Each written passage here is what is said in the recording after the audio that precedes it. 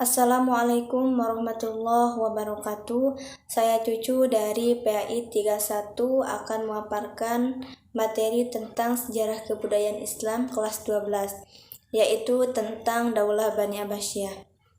Memenuhi salah satu tugas mata kuliah media pengajaran. Baik, saya akan jelaskan bagaimana proses lahirnya Bani Abbasiyah atau latar belakang munculnya Bani Abbasiyah. Lahirnya Bani Abbasiyah tahun 750 Masehi, salah satu peran terbesar dari keturunan Hashim yang bernama Abu Abbas. Lahirnya Abbasiyah dimulai dari kemenangan Abu Abbas As-Saffah dalam sebuah perang terbuka atau yang disebut dengan Perang Azab melawan Khalifah Bani Umayyah yang terakhir, yaitu Marwan bin Muhammad. Kemudian pada masa Bani Abbasiyah terdapat beberapa khalifah-khalifah yang terkenal, di antaranya Abu Ja'far Al-Mansur, kemudian Harun Ar-Rasyid, kemudian Al-Makmum dan Al-Muqtasim. Mereka termasuk pada khalifah-khalifah Abbasiyah yang terkenal pada masa Abbasiyah. Kemudian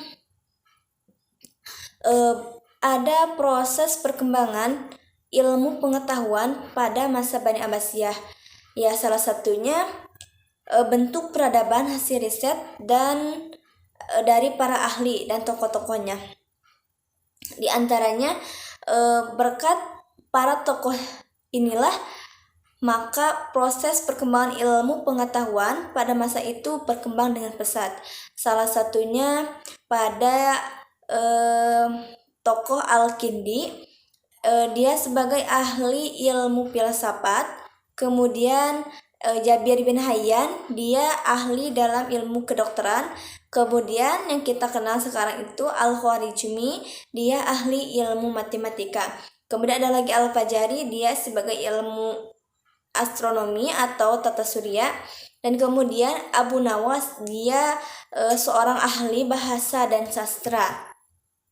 Kemudian di samping proses pembentukan atau perkembangan ilmu pengetahuan, ada juga pusat-pusat peradaban pada masa Bani Abbasiyah.